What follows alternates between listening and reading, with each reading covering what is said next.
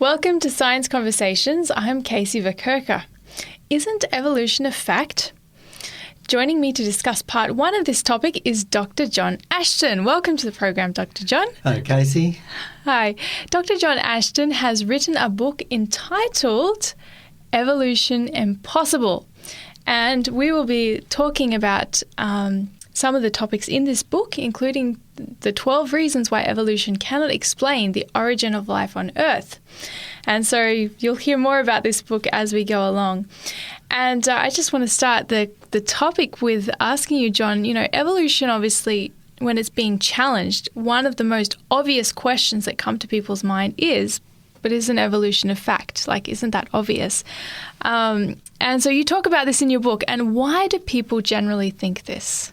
Well, this is what they've been taught at school and university. And, of course, we accept it. It's taught in science classes. Science is all about, scientific evidence and observations. And this is what people have been taught.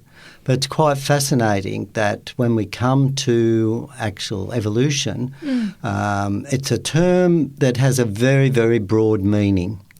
And so it can mean different things to different people. Mm-hmm. But generally to, say, the person in the street, when we're talking about evolution, we mean the gradual development of organisms over millions of years, from very simple organisms to more complex organisms, little worms evolving into fish, evolving into amphibians, evolving into reptiles, evolving into birds and splitting off into mammals, and eventually us evolving from some ape-like animals. So this is what generally people mean by evolution, and evolution being taught in schools, yes. But evolution, of course, can just mean changes that occur over time. And one of the things we need to look at is what are the mechanisms that cause this change. And there are a lot of different mechanisms that can cause different types of change. We talk about landscapes evolving and this sort of thing. We talk about maybe machines evolving over time as engineers made modifications and this sort of thing. That's true. When we talk about life on Earth and the changes required there, a couple important differences occur, and that is the evolution of new types of body parts occurring naturally has never been observed. And there doesn't seem to be a direct transition either observed in the fossil record as well. And the other thing is we know that the changes that would be responsible for evolution come about as a result of chemical reactions to a molecule we call DNA. Now, one of the important things is that those chemical reactions that are required to cause those changes only occur in living systems for a start. So that raises a very interesting question of how did life first begin? So that's one major problem for evolutionary theory, because there has to be a starting point somewhere. But the other thing is too that the changes required to this DNA molecule, which is essentially a book of code. It's a book of instructions on how to construct an organism. These books are extremely complex and huge. They'd be much larger. They'd be equivalent to multiple large textbooks. And how can this new information arise by chance chemical reactions? That is a major problem. So you've raised quite a few important questions there that are coming to mind about the validity of evolution. So how do experts, in evolution actually prove that it's a fact, or how do they try to prove that evolution is a fact? Okay, so the major science academies around the world have published statements saying that evolution is now considered a fact by scientists. But when you examine their statements, they don't actually provide any scientific evidence. And so if you go to, say, some websites like say, University of California, Berkeley website on biology, they may have a statement along the lines of, biologists regard evolution as a fact, but they're still trying to work out how evolution happens.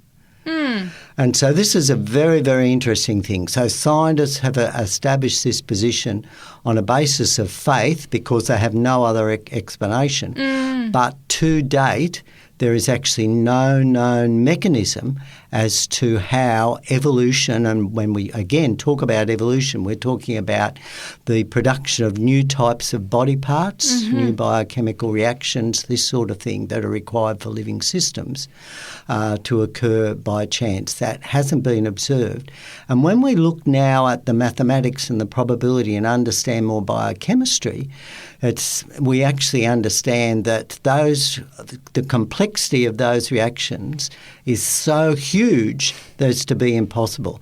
And that's why now we have a growing number of highly qualified scientists rejecting the evolutionary scenario and saying it's absolutely impossible. Oh, wow, that's very intriguing. And you're saying, you're saying how they can't find the evidence. To me, this sounds, how would you put it? Like this should never happen in the scientific world, because isn't the process of regarding something as a scientific fact quite rigorous in terms of how you would prove that something is a scientific fact? Doesn't have to go through a lot of steps. Can you explain a bit more about that? Yes, well, a lot of scientific papers have been published in the area of evolution, and some of these have looked at a number of different areas. So, for example, Darwin's original theory was based on what we call homologous similarities. In other words, similarities, you have a fish fin, say, possibly changing into arms and legs, and so there's similarities there, and so different animals have eyes and lungs and this sort of thing. So we have a series of similarities that slowly, that change according to the theory due to a whole lot of mutations. And one of the fascinating things is that when they began measuring the DNA of these creatures and different animals, they found that they actually didn't match that theory because the DNA patterns didn't follow the same patterns of evolution. And so you have crazy sequences when you look at higher animals in what their previous relatives were. And so I think if you look at humans, we've got DNA from mushrooms and all this sort of thing. So it's quite fascinating how it's very, very different now, and this is very, very confusing. The other thing that they're publishing a lot of papers trying to look at mechanisms, at how possibly new genetic information could arise. But the more they delve into it, of course, the more evidence they're finding that living systems are just so complex and yet interconnected it'd be impossible. The other area that has underpinned evolution theory, of course, has been paleontology, the study of the fossils. And so here, again, Charles Darwin had read Lyell's book, which looked at where he emphasised very long ages based on erosion and sedimentary rates. They hadn't accounted for the catastrophic past of the Earth. They assumed a uniformitarian position, hence calculate very long ages. And so this gave Darwin very, very long ages, and we also found the fossils distributed over these layers. And as we went higher up in the layers, the fossils seemed to get more advanced. And one of the fascinating things is, again, though, when we look at these fossils, we find they're fully formed organisms, and they're there and then they're not there. They become extinct. So we don't see evidence of the gradual change of the intermediate species. Which is what you would expect. Yeah. And this is actually very important. But lots of papers, again, have been published looking at these things, trying to find intermediate species and so forth. But again, as we have done more and more research in these areas, we find that, and we do more explanation, we find, hang on, in actual fact, the fossil record fits a catastrophic model. And this then, again, throws serious doubt on the long age model as well. for these structures. So there's a lot of inconsistencies. Now, one of the areas in science is, of course, scientists can tend to work in silos. And so they can be working in one area, in, say, paleontology area, then you have another group of scientists working in the area of geology, working on erosion rates, saying, hang on, our continents would erode away in less than 10 million years. And then we have our geologists in other sections saying, oh, hang on, this structure here is 600 million years old.